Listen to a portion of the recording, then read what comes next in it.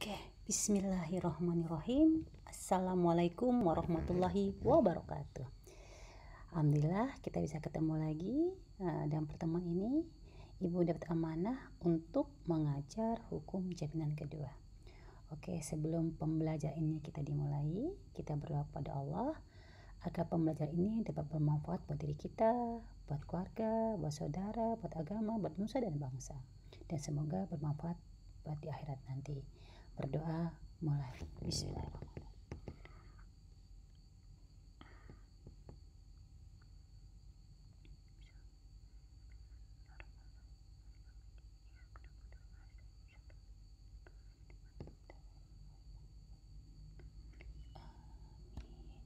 Oke, kemarin kita hukum jaminan part 1 kita ngebahas tentang gadai ya. Sedangkan ini kita akan membahas tentang fidusia. Nanti apa sih bedanya gadai sama fidusia? Oh ya, adik-adik gimana kabarnya? Sehat selalu ya. Tetap semangat, semoga cepat berakhir. Insya Allah dengan new normal ini semakin normal, semakin kita bisa kumpul seperti biasanya. Oke, dalam mata kuliah hukum jaminan kedua ini kita akan bahas dalam 2 pertemuan yang kita akan bahas tentang apa itu pengertian fidusia, apa dasar hukumnya, objek dan subjeknya bagaimana, cara pendaftaran bagaimana, dan bagaimana hapusnya jaminan fidusia. Ya, jadi fidusia ini kenapa dibutuhkan? Ya karena industri perbankan ya dalam menjalankan usahanya memberikan kredit kepada nasabah atau debitur. Pemberian kredit ini harus dilandasi bahwa bank itu harus yakin bahwa si debitur punya kemampuan dan kesanggupan untuk melunasi hutangnya. Dan juga si perbankan juga wajib melakukan ini atas pemberian kredit akan tidak merugikan kepentingan si banknya sendiri, baik nasabah debiturnya maupun kepentingan si masyarakat yang penyimpan dana. Dan wajib jaminan itu wajib dilaksanakan. Mengapa? Karena kredit yang diberikan oleh bank akan mengandung resiko. Jadi untuk itu diperlukan adanya jaminan yang menyangkut harta benda milik nasabah debitur atau juga milik pihak ketiga, yang merupakan jaminan tambahan untuk mengamankan penyelesaian kredit seperti itu. Oke, kita lanjut tentang apa itu pengertian fidusia. Oke, apa itu pengertian fidusia? Ini ibu bacakan pelan-pelan, ibu kasih clue-nya ya. Fidusia adalah pengalihan hak kepemilikan suatu benda atas dasar kepercayaan. Nah, ingat nih, atas dasar kepercayaan. Dengan ketentuan bahwa benda yang hak kepemilikannya yang dialihkan tersebut, jadi kan pengalihan hak pemilikan ya, benda yang dialihkan tersebut tetap dalam penguasaan pemilik benda.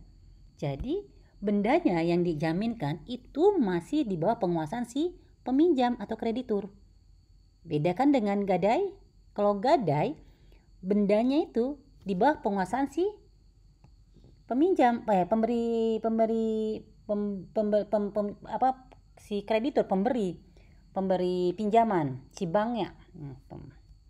Ya, kalau fidusia bendanya tuh masih sama yang minjam, masih sama yang minjem uang loh. Nah, situ loh. Lah, makanya di sini berdasarkan atas dasar kepercayaan. Oke. Jadi fidusia itu kata dasarnya fidu dari bahasa Latin ya, artinya saya mempercayai seseorang. Jadi fidusia mempercayai. Jadi mempercayai jaminannya itu dipegang dia sendiri gitu, dipegang orang yang minjam. Itu seperti itu ya. Jadi kepercayaan terhadap seseorang atau sesuatu pengharapan yang besar.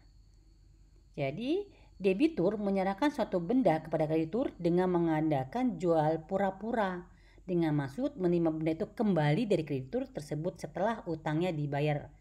Jadi seperti gadai ya. Oke, sebenarnya fidusia itu udah zaman Romawi, udah lama sekali sebenarnya. Oke.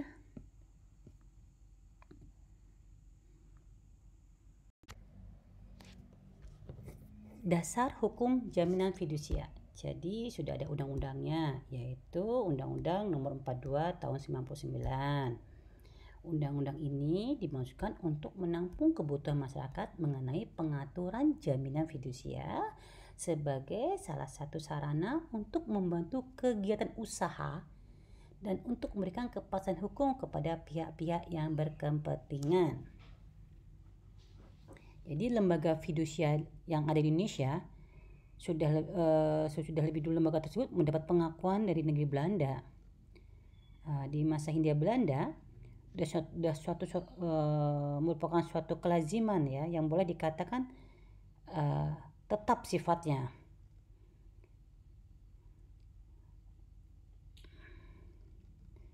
Jadi emang sudah dari zaman dulu sudah ada keberadaan tentang fidusia tersebut.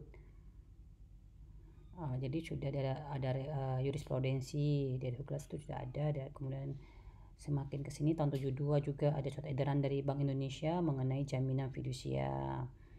Ya.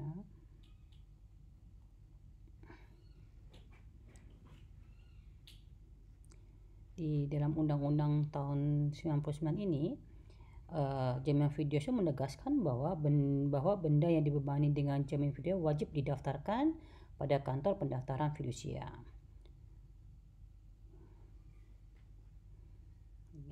Jadi fidusia tersebut dari zaman Romawi kemudian berkembang, dan karena kita merupakan jajahan Belanda, ya jelas kita mengikuti ketentuannya di negeri Belanda tersebut. Dan akhirnya pada tahun 99 keluarlah undang-undang yang mengatur memberikan kepastian hukum tentang fidusia. Oke, terus kita lanjut tentang objek dan subjek jaminan fidusia. Benda apapun yang dapat dimiliki dan hak kepemilikan tersebut dapat dialihkan, baik benda itu berwujud maupun tidak berwujud, terdaftar maupun tidak terdaftar, bergerak maupun tidak bergerak, ya, dengan syarat benda tersebut tidak dibebani dengan hak tanggungan sebagaimana yang dimaksud dalam Undang-Undang Nomor 4 Tahun 96 tentang hak tanggungan atau hak hipotek. Oke, jadi semua tuh bisa sebagai objek atau subjeknya jaminan fidusia. Jadi fidusia dalam Undang-Undang Fidusia ini jelas bahwa agunan atas kebendaan atau jaminan kebendaan.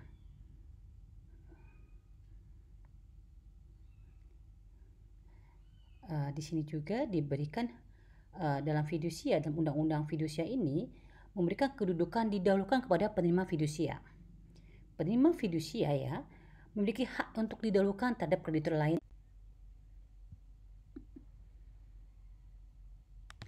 Oke, jadi tadi Ibu jelaskan objeknya ya, bahwa objek fidusia itu bisa benda berwujud atau tidak berwujud. Ya, yang masuk benda bergerak yang berwujud itu apa saja? Jadi bisa kendaraan bermotor, bisa mesin, dan bisa barang atau stok barang. Kendaraan bermotor bisa motor, bisa mobil.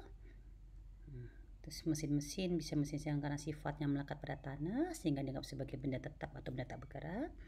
Mesin-mesin karena sifatnya mudah dapat dipindahkan sehingga dianggap sebagai benda tak bergerak. Mesin-mesin itu seperti apa coba? Misal genset, bisa mesin-mesin besar seperti bulldozer, eskavator itu bisa sebagai jaminan fidusia. Jadi kewajiban bank terhadap benda jaminan yang difidusiakan wajib memeriksa fisiknya dan wajib meneliti kebenaran kuantitasnya terhadap dan mengidentifikasikan barang yang akan dijaminkan. Jadi misal satuan barangnya, mereknya, tahun pembuatannya, kapasitasnya, ukurannya, tempat penyimpanannya bagaimana, dan kebenaran pemilikan terhadap barang-barang tersebut akan dicek oleh bank. Oke. Jadi selain kendaraan bermotor, mesin-mesin juga yang bisa dijaminkan adalah persediaan barang atau stok barang. Persediaan barang hanya dapat terima sebagai agunan tambahan yang dapat dijadikan jaminan berupa barang dagang atau barang dalam proses produksi. Dan juga kondisi stok barang harus selalu dinilai fisiknya secara kualitatif dan kuantitatif. Ya. Dan ingat bahwa semua jaminan fidusia harus dalam bentuk perjanjian secara notarial. Oke, selain benda berwujud, juga benda tidak berwujud dijadikan jaminan fidusia. Misalnya piutang dagang. Ya. Oke, sekarang kita bahas tentang hak-hak debitur. Oke. Hak debitur sama seperti dengan hak-hak debitur di KD sebenarnya ya. Yang menerima fasilitas kredit sesuai plafon yang telah disetujui debitur dan bank, menggunakan atau menikmati objek jaminan fidusia. Kan tadi disampaikan fidusia itu benda jaminannya tuh dikuasai oleh peminjam, si debitur. Jadi dia bisa menikmati objek jaminan fidusia. Memperoleh sisa penjualan apabila dilakukan penjualan atau pelelangan. Jadi andai kata kreditnya macet, akhirnya benda jaminan kan dilelang tuh dijual. Nah, jika barang tersebut dijual dengan ada sisanya untuk membayar kredit, maka hak debitur memperoleh sisa penjualan tersebut. Sedangkan untuk kewajiban debitur sama ya sebenarnya, membayar biaya, membayar bunganya, membayar angsuran kredit, memberi jaminan, melakukan pengikatan jaminan kredit dengan fidusia secara notaris. Kewajiban debitur. Selain itu juga biasanya harus buka rekening di tabungan di bank yang tempat kita kredit. Itu udah pasti itu biasanya. Oke, sekarang kita akan bahas tentang hak kreditur. Kalau hak kreditur bisa kita lihat bahwa kalau hak kreditur pasti dilihat dari kebalikan dari kewajiban si debitur. Kalau kewajiban debitur membayar biaya-biaya, maka hak kreditur adalah menerima biaya-biaya, menerima bunga kredit, menerima angsuran, menerima jaminan. Ketika juga menjual objek jaminan atas titel eksektorial atau melalui pelelang umum atau melalui penjualan di bawah tangan berdasarkan kesepakatan dengan debitur. Jadi tadi yang disebutkan bahwa kalau jika terjadi macet kreditnya, maka si kreditur berhak untuk menjual objek jaminan dengan kesepakatan si debitur. Keempat adalah memeriksa adanya dan keadaan objek jaminan fidusia. Ingat bahwa barang jaminan fidusia berada di pihak debitur, dan debitur harus punya kewajiban tadi kewajiban melaporkan, dan hak kreditur kan dia wajib dan haknya menerima dan memeriksa keadaan objek jaminan seperti itu.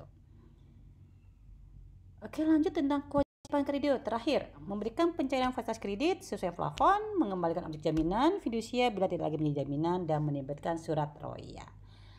Oke, Ibu rasa cukup sekian pertemuan ini. Nanti kita lanjut pertemuan berikutnya tentang pendaftaran dan hapusnya fidusia. Mohon maaf bila ada yang salah. Tetap jaga kesehatan. Semoga kita segera ketemu. Semoga new normal betul-betul normal kembali. Wassalamualaikum warahmatullahi wabarakatuh.